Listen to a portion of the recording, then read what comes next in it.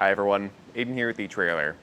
Today we're going to be taking a look at this Dutton-Lainson 2-speed hand winch. This is going to be an excellent option for your boat trailers to give you a winch and help you pull the boat up onto the trailer and keep it held down. Let's check it out. So this winch is designed to pull objects up to 2,600 pounds in weight, and that 2-speed system is going to be really helpful for making that job a little bit easier.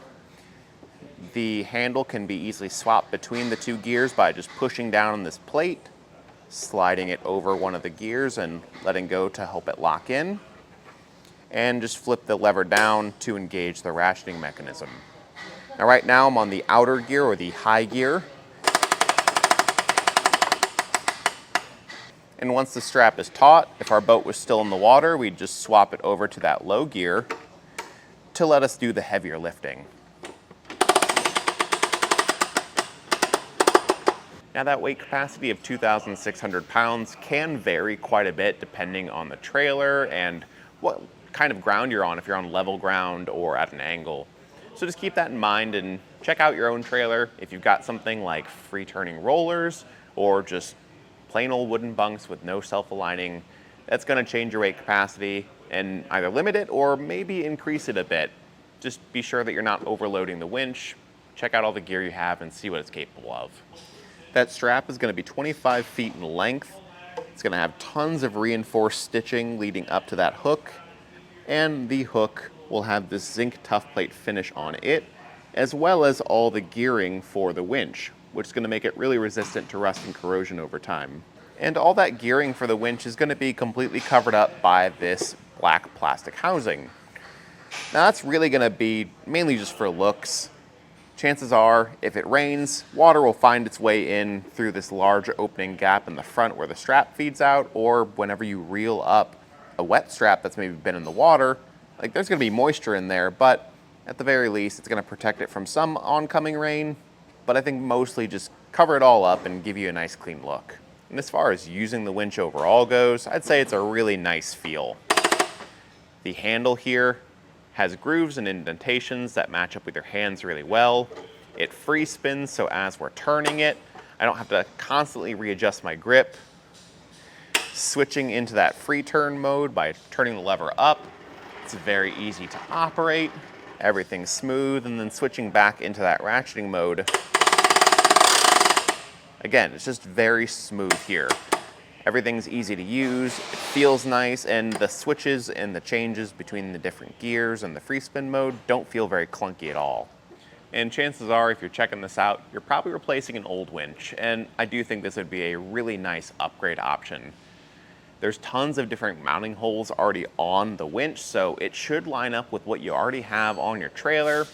It won't include new hardware, so you'll have to either reuse your old hardware or pick up some new stuff at the hardware store.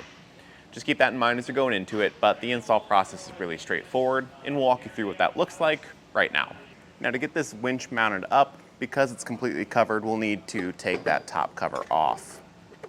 And on the side with the hook, there's going to be 2 screws that we can remove with a 3mm Allen key on either side of that top cover. With both of those removed, I'll set the key down, and this top cover just unfolds and unhooks from the front where these small tabs are, but that will reveal our mounting locations, which we have a lot to choose from. We're just going to get this lined up as best we can with the pre-existing holes on our boat trailer. So for us today, that's these 2 slotted holes towards the rear and 1 tucked up towards the front, kind of underneath the reel here.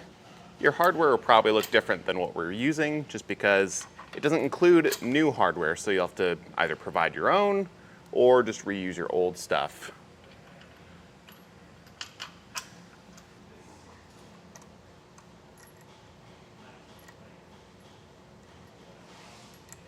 And we'll just go back through and tighten all that hardware down. With the hardware all tightened down though, it's just a matter of reinstalling that cover plate with the same screws we removed earlier.